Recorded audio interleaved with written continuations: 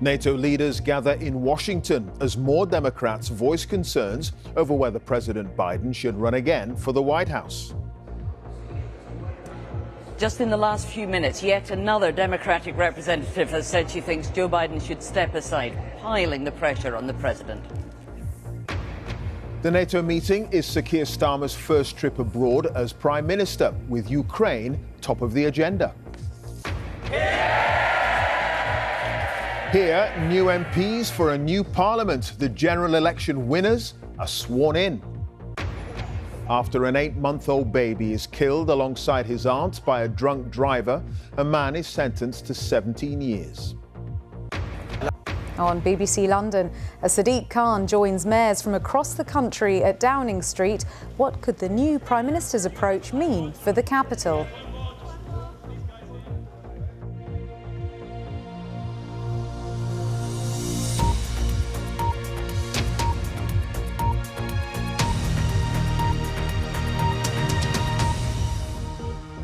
Hello there. President Biden is welcoming world leaders to Washington for a key gathering of members of NATO. It's Sir Keir Starmer's first international trip as Prime Minister, and much of the focus of the talks will be on providing practical support for Ukraine in its battle against Russia. But behind the scenes, pressure continues to mount on President Biden to step back from seeking a second term in office after last month's poor performance in a TV debate with Donald Trump. In the last few minutes, a seventh senior Democrat says he should pull out of the race. Well, let's join Sarah Smith live on Capitol Hill in Washington for us now. Sarah. Yeah, President Biden hoped that he had stopped the rebellion within his party when he sent a very firmly worded letter to representatives here on Capitol Hill saying that he is the candidate for the Democratic Party and he wasn't pulling out of the race. Well, it hasn't worked. And as you say, we have yet one more Democrat, Mickey Sherrill of New Jersey, saying she doesn't think that he is the person best placed to beat Donald Trump in November, and that's what really matters. Because after all, Joe Biden is the one who has said that this election is more important than any other, that democracy in America is at stake. Well, now his candidacy is at stake at the same time, of course, as he's preparing to host that important NATO summit here in Washington. Joe Biden has made it clear he is not going anywhere, refusing to even consider stepping aside as a Democratic candidate for president. Yet on Capitol Hill, Democrats were huddled behind closed doors discussing his future. No comment. I'm going to give you my first no comment in my career. No comment. I don't have anything to add beyond what I said on Sunday. You convinced President Biden can win this election? Worst jobs in 100 years. You remember the long lines to food banks? A handful of Democrats have publicly called for Biden to step aside. Others have expressed their support. There is obviously still deep disagreement within the party over whether he should be their candidate. I'm proud to be a member of the Democratic Party because it's a Big Tent party. We listen to each other, we respect each other, and then we make decisions and we move forward. You're always going to have people that have differing views because that's the American way, that's the Democratic Party. That's okay. We just have to find a way to move together forward. And at some point they have to shut up? No, I wouldn't say that. When members speak out and say they want President Biden to step aside as a candidate, is that hurting the party's re-election chances? It could. It could. The Democratic Party leadership are trying to put an end to all this talk of changing their presidential candidate. Are you confident that President Biden has what it takes to win in November and serve the next 4 years? As I've said before, I'm with Joe. Senator, yes. Inside the White House, there's frustration that this speculation over the president's future continues. We do want to turn the page. You heard me say this last week. We want to get to the other side of this. We want to continue doing the work, and that's what the president's going to do. World leaders from over 30 countries are arriving in Washington for an important NATO summit, one that will now be carefully watched as a major test of Joe Biden's fitness for office. Sarah Smith, BBC News, Washington. Well, Sir Keir Starmer is now on his way to Washington for that NATO summit, and Chris Mason is travelling with the Prime Minister. He sent us this update just before takeoff. Hello from a rather noisy and soggy airfield. Quite the moment this for Keir Starmer, about to get on board the Prime Ministerial plane for the first time. You know, I've been doing trips with Prime Ministers on this plane for 2 years now, and this is the fourth Prime Minister I'll have had the chance to scrutinise and question on their foreign travels. Here's what Keir Starmer has been saying to us. Today, in tomorrow and the next day, is all about standing together with our allies, discussing practically how we provide further support for Ukraine and send a very, very clear message to Putin that we will stand against Russian aggression wherever it is in the world. Beyond the big personal moment then for the Prime Minister, the real focus of the next few days is on security. And he is saying that this new government will spend 2.5% of national income on defence. That is an increase, but he has not put a time frame on it, a deadline on it, with critics therefore asking whether it'll actually ever happen. Chris Mason reporting for us there. The United Nations says it's highly likely that yesterday's strike on a children's hospital in Kyiv was a direct hit from a Russian missile. At least 42 people were killed and 190 wounded in attacks right across Ukraine. Moscow has denied targeting civilian sites, but President Zelensky says the Kremlin must be held accountable. James Waterhouse has the very latest from Kyiv.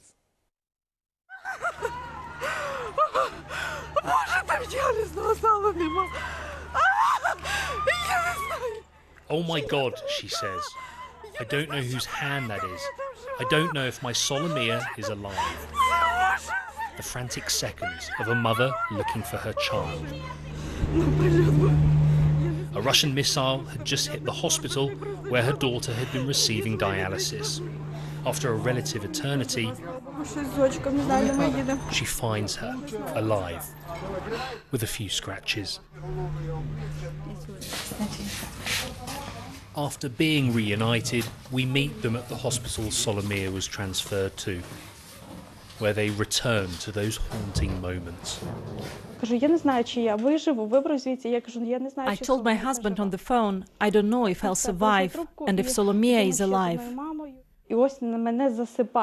I had debris falling on me in the basement, and my child was upstairs on the second floor. I didn't know what was happening to her. It seemed we'd be buried alive.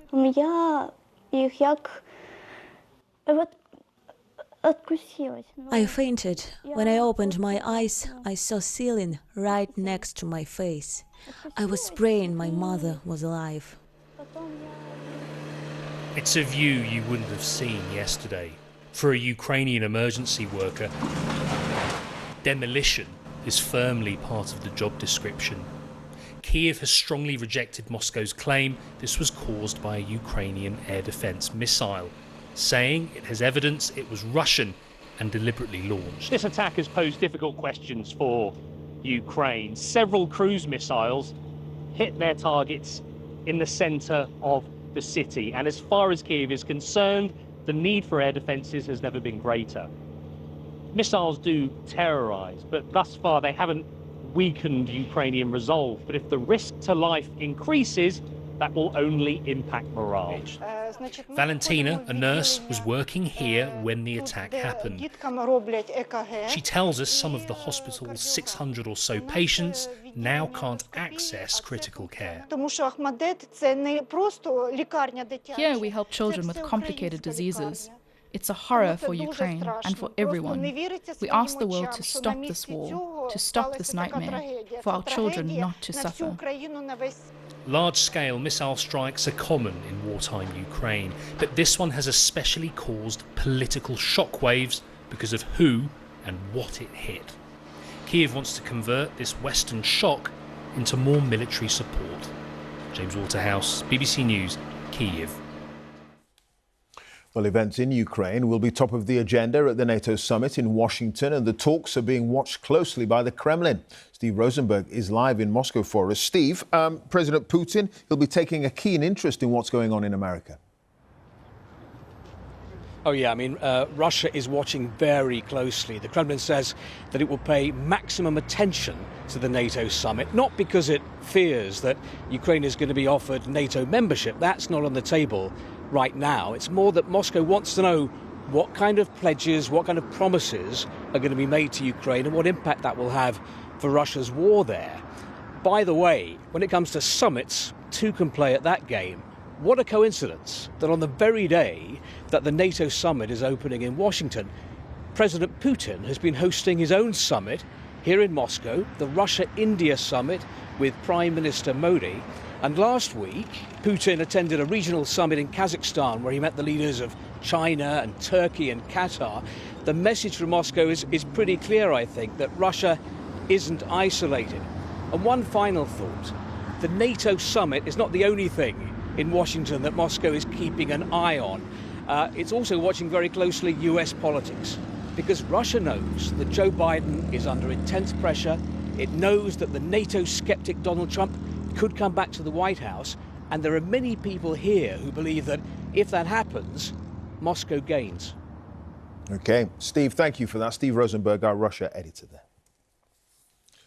In a few minutes, Newsnight will be getting underway on BBC Two and on iPlayer with Victoria Derbyshire.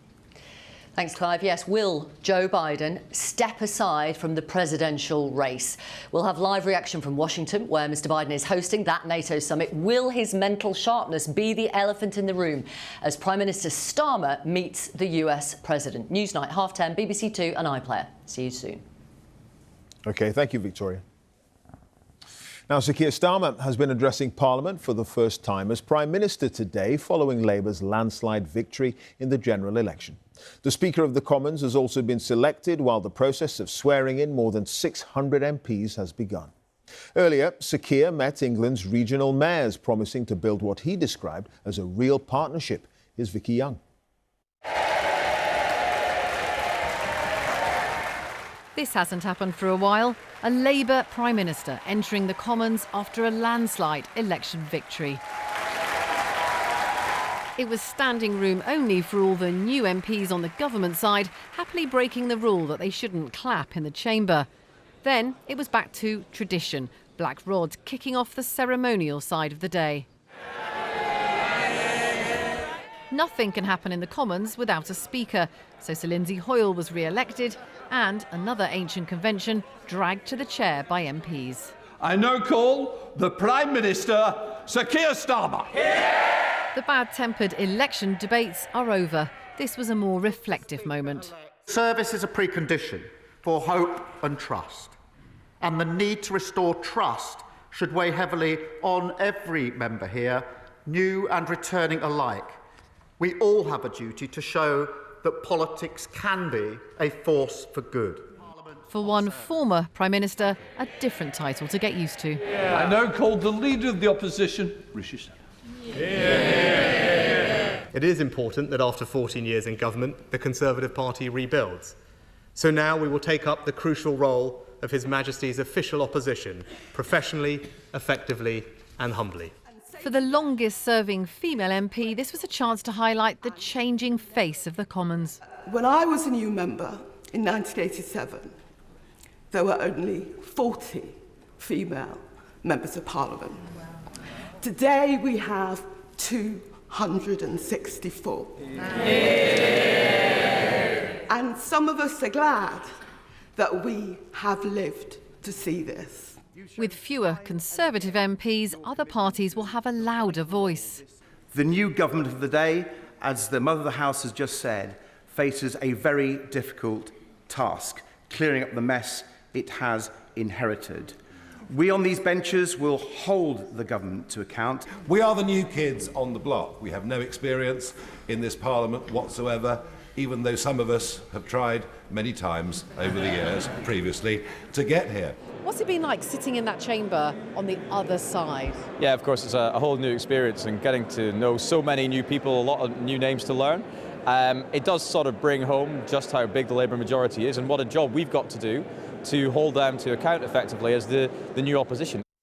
Labour MP Peter Prinsley, who's a surgeon, turned up for his first day and bumped into one of his former patients, a doorkeeper in the Commons.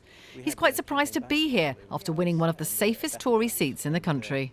You do realise that some people spend a lifetime trying to get into this place as an MP? No, I do realise that, and I understand that I'm extremely lucky to have managed to get to be an MP really in 1 month flat. But I shall do my very best. The political arguments will start again soon, but first all MPs, old and new, have to swear their oath of allegiance to the Crown. And then the work begins. Vicky Young, BBC News, Westminster. The electronics company Dyson says it plans to cut around 1,000 jobs in the UK, nearly 1/3 of its workforce, in a major restructuring programme.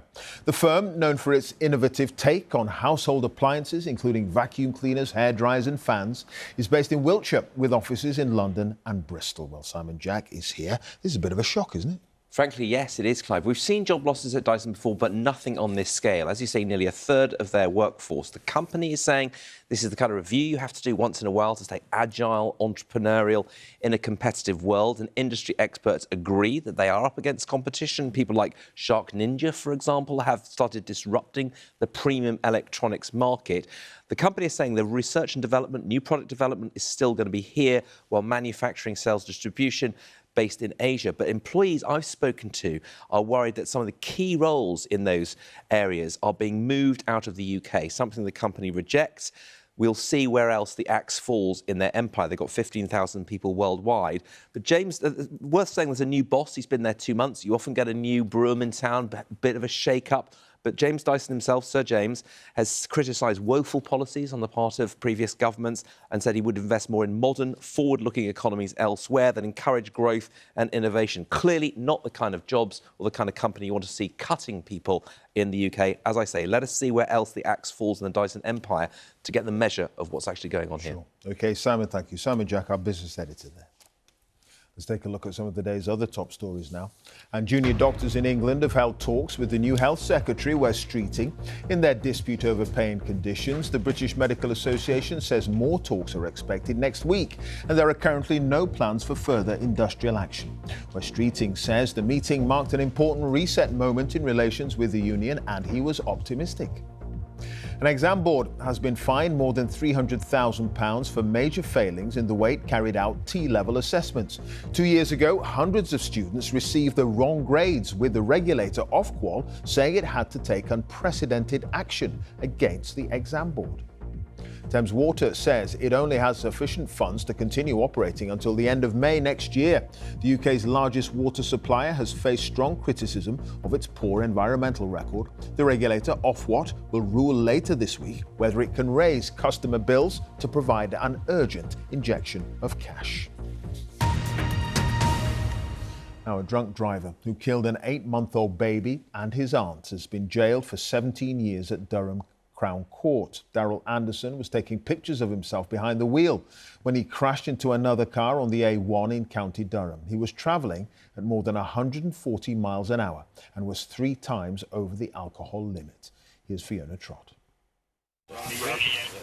Drunk and dangerous. I've just got back off holiday. A driver who'd caused 2 deaths just minutes before. I had a little bit to drink on plane. Daryl Anderson had more than that. Just listen to what the breathalyzer revealed. What's that in? So that's a fail. You've gone 95. What's 95. The legal limit's 35. Is it? Yeah. An empty vodka bottle was found nearby. He'd been using WhatsApp on his phone and had even taken a photograph of his speedometer. 8-month-old Zachary Blades was killed. His aunt, Carleen Warner, also died. This was an emotional hearing. Relatives called Anderson a coward and said, "Look at me," when they gave their impact statement. And it had an impact. Anderson himself was crying. Zachary's mum, who was Carleen's sister and was driving that night, said she'd fight for Anderson and people like him to be disqualified from driving for life. We were never going to be happy with our sentence today because it doesn't make up for what we've lost. But if we can stop that next person, make them think twice, then we've done some good, and Carleen and Zach's lives were more than that. I've drove into the back of another car, yeah, but I'm not a bad person. The family of those he killed disagree. Fiona Trott, BBC News, Durham. It's being reported that at least 29 people have been killed and dozens injured in an Israeli airstrike on a camp for displaced people in Gaza. This footage was shot by a camera crew working for the BBC. Doctors say a blast hit tents outside a school. There's been no immediate comment from Israel. Meanwhile, a Palestinian activist who's been outspoken against Hamas in Gaza is in hospital in a critical condition after being kidnapped and beaten near his home. Amin Abed is now said to be in a stable condition. Open dissent against Hamas appears to have increased in recent months as suffering in the territory has grown since the start of the war with Israel. Here's Lucy Williamson. In Gaza, the price of war doesn't always cover the price of protest. It's a price Amin Abed has paid before. Savagely beaten by a group of armed men hours after the activist criticised Hamas on social media and days after he chose to speak to television channels, including the BBC. Friends say it was Hamas security forces who broke his limbs and local women who saved his life, braving bursts of gunfire to make them stop. Speaking to the BBC from his hospital bed, Amin said his attackers carried knives, axes and pistols. They called him a traitor and an agent for Israel, he said, and their commander told them to break his fingers to stop him writing anything against Hamas again. Hours later, he released this video clip. I will continue to speak and say to you, my people, we will remain committed to our vow not to accept the torment of prison cells, shackles and bars. We will continue to speak until we can rid ourselves of this bad reality they have put us in. Amin's father left to broadcast his anger in the ruined streets, shouting at his son's attackers through an old plastic water bottle. Enough, you cowards, he said. Did you win victory by kidnapping and beating my son?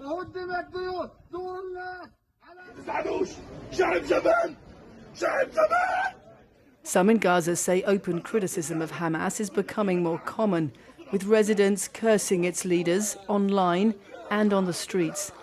This university teacher filmed screaming his frustration over Palestinian casualties from an Israeli raid last month.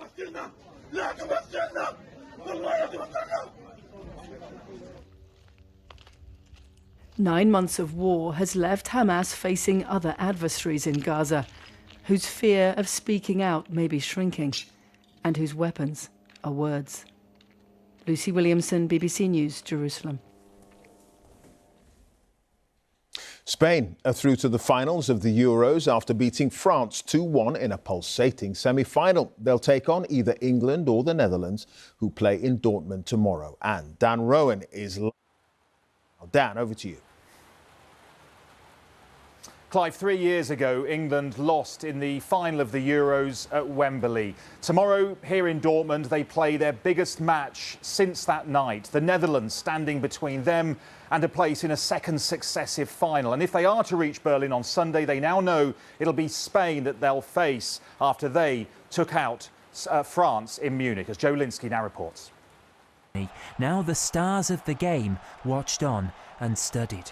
His team were on and the last step is on Sunday. A final in Berlin against the Netherlands or England. Joe Linsky, BBC News.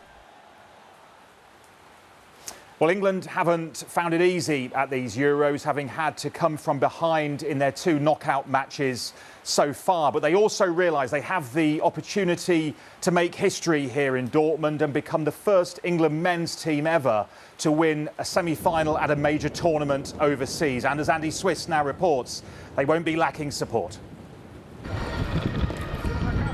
The trolley dash to Dortmund is underway. England fans arrived to sweltering skies and soaring hopes. Whatever it took, they made it. Just got here about 20 minutes ago. My missus don't know I'm here, so don't put it on TV if you can help it. Oh my gosh, so it's the stuff of dreams. I'm here with my 16-year-old son, who's just finished his GCSEs, so this is our summer holiday. I mean, how confident are you feeling? I'd like a 2-1, me, you know, I'm a simple guy. Got 1 pair of underpants left. And either way, we're staying till the end. Happy days, come on! Well, here in Dortmund, they've laid this 2-mile-long green carpet to lead fans from here in the city centre out to the stadium. And England supporters will be hoping this is their path to victory. The players train for a final time at their base in Blankenheim before they face the Netherlands and their toughest test so far. This is now the chance to make history, which we've enjoyed doing that. Chance to get to the first final, not held in England. First time England will have ever done that. So we're trying to break new ground. Greenford High School, where the pride is plain to see, and he still holds the school long jump record. Quite emotional at times when you see him go on and do things like he did on the weekend when he scored the goal. There was a tear in my eye, I have to admit. But no, Here we go. And tomorrow, the emotions could be flowing again. England will be hoping their best here is still yet to come. Andy Swiss, BBC News, Dortmund. Well, the Dutch started this tournament slowly, but they've gained momentum during the Euros and they have a wealth of Premier League experience among their ranks to call upon. However, their preparations have had some trouble. Their travel plans were disrupted today. They had to take a late flight after their train from Wolfsburg was cancelled. England will look to capitalise on that here tomorrow, but they'll also believe that with flashes of individual brilliance so far and plenty of resilience, they can get the result, get the job done and reach Berlin on Sunday. Yep, big game tomorrow in Dortmund. Dan Rowan, our sports editor. Thanks, Dan. And at Wimbledon, another big name is out with the world number one Yannick Sinner falling in the quarter-finals. It's also been another day of rain stops play. As Laura Scott reports from the All England club. Summer, hey? You might question their sense, but you can't fault their spirit. I just think you can't get any more British than this, can you? It's quintessential, really. You've brought your bin bag with you. I know, you've got to be prepared for all the weather. For those lucky enough to be in the dry, there was plenty to whet the appetite. Whether it was the defending champion Carlos Alcaraz performing his very own highlights reel, coming through a breathtaking, barnstorming battle with Tommy Paul, or an under-the-weather world number one Yannick Sinner pushing through 5 sets and 4 hours, only to find the fiendish fifth seed Daniel Medvedev just too good. While in the women's draw, Donna Vekic at the top of the screen will be relieved she was talked out of walking away from the sport just 6 weeks ago, as she fought her way to the final four. And a stunning season continues for Jasmine Paolini, the first Italian woman to make the Wimbledon semi-finals. But the players weren't the only ones providing the entertainment. What's the opposite of a rain dance? A dry jig? Laura Scott, BBC News, Wimbledon. In the last couple of hours, the European Space Agency's new big rocket, Ariane 6, has blasted off successfully from French Guiana in South America. It cost around £3.4 billion and faced years of delays. Time for a look at the weather now, and Thomas has all the details. Hiya. Clive, it's been a shocking day of weather for many of us, unrelenting in some parts of the country. Thunderstorms currently affecting northern parts of England, and the rain will get very heavy in Scotland. Now, this is the pattern over the next few days. Our friend jet stream to the south. North of the jet stream, we have cool air generally. South of the jet stream, it's warm. Look where the jet stream is to the south of us. That means that we'll see air primarily coming in from the northern climb. So nothing from the south, nothing to warm us up. And because this jet stream is rippling, quite active, it's producing weather fronts. And over the next few days, you can see more or less everybody gets rain, particularly heavy in the northeast of the country. If there's any spots, it's the tip of Cornwall. That's probably where you'll have driest conditions. So through the course of tonight, that continuous rain in the north, I think it's the north-facing upslopes that will get most of the rain there around Grampian and also the northeast highlands. But by the end of the night, dry in the south with just a few showers. Mild, it's really humid air. That means that the temperatures won't dip away overnight. So tomorrow's forecast, that continuous very heavy rain there in the northeast of Scotland, showers and thunderstorms a little bit further south, and the best of the weather will actually be across the south coast, the southeast of England. Very different story compared to what we had during the day, and the temperatures typically in the high teens, so really nothing special for this time of the year. High pressure with good weather is close by. It's just way to the west of us. We're on this sort of cool side of the high. Of course, the winds blow around like so it drags in that fresh air from the north. Well, it's not that fresh, it's still quite humid, but cool air from the north. Temperatures will be mid or high teens. Here's the outlook. There is no change in this unsettled picture for quite some time. We may have to wait until the end of the month before that jet stream really properly shifts to the north. Back to you. All right, Thomas, thank you for that. That's it. Now, let's join our news teams where you are. Have a very good night.